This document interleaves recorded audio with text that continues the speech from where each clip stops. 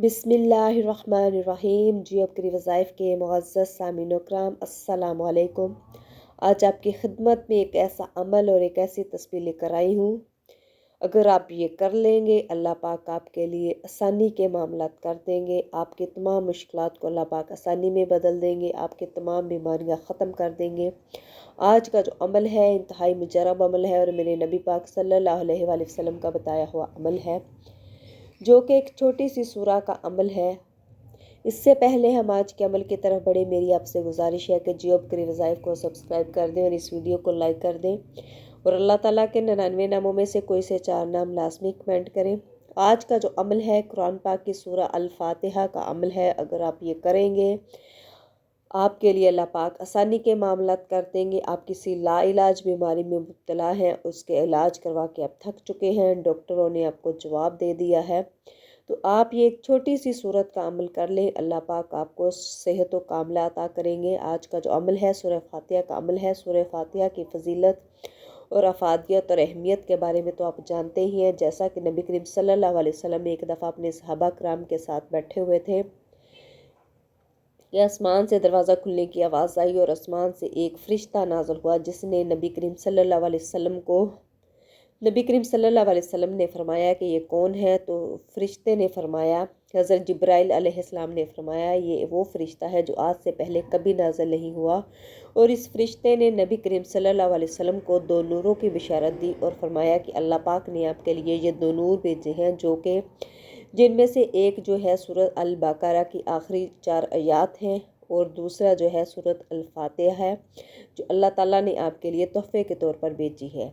इस सूरत की फजीलत और अहमियत इतनी ज़्यादा है कि आप जान के हैरान व परेशान हो जाएंगे। आप किसी लाइलाज बीमारी में मुब्तला हैं, आपको जो घर में लड़ाई झगड़े हैं, आपके कारोबार में रिस्क में बरकत नहीं है, आप इस सूरत का अमल शुरू कर दें, इसकी तस्बीह शुरू कर दें, अल्लाह पाक आपके तमाम मुश्किलात को आसानी में बदल देंगे, आपके तमाम मुश्किलात आसान कर देंगे। इसी तरह एक दफ़ा नबी करीम सल्लल्लाहु अलैहि वसल्लम मस्जिद में बैठे हुए थे। उन्होंने देखा कि जो सहाबी था वो नमाज़ पढ़ रहा था। नबी करीम सल्लल्लाहु अलैहि वसल्लम जब उसके पास से गुज़रे तो नबी करीम सल्लल्लाहु अलैहि वसल्लम ने देखा और उसको जाकर आवाज़ दी। तो वो सहाबी जब नमाज़ पढ़ के आया तो नबी करीम सल्लल्लाहु अलैहि वसल्लम ने उनको कहा कि मैंने आपको आवाज़ दी थी, आप आए क्यों नहीं। तो सहाबी ने फरमाया कि या रसूलल्लाह, मैं नमाज़ पढ़ रहा था। नबी करीम सल्लल्लाहु अलैहि वसल्लम ने फरमाया कि मुझे डर था कि आप मस्जिद से ऐसे ही ना चले जाओ, मैं आपको एक अमल बताना था, मैंने आपको एक अमल और एक ऐसी तस्बीह बतानी थी कि अगर आप ये जो अमल है, ये तस्बीह है, आप मस्जिद में बैठ के कर लोगे, अल्लाह पाक आपके लिए, आपके अहलो अय्याल के लिए आसानी के मामलात कर देंगे। और इसके बाद नबी करीम सल्लल्लाहु अलैहि वसल्लम ने सहाबा कराम को सूरत अल-फातिहा की तस्बीह के बारे में बताया कि आपके घर में कोई भी परेशानी है, कोई भी मुश्किलात है, आप इसका विर्द कर दें, इसकी तस्बीह शुरू कर दें। आपके जो भी मुश्किलात होंगी, जो भी परेशानियां होंगी, अल्लाह पाक आसानी में इसमें बदल देंगे।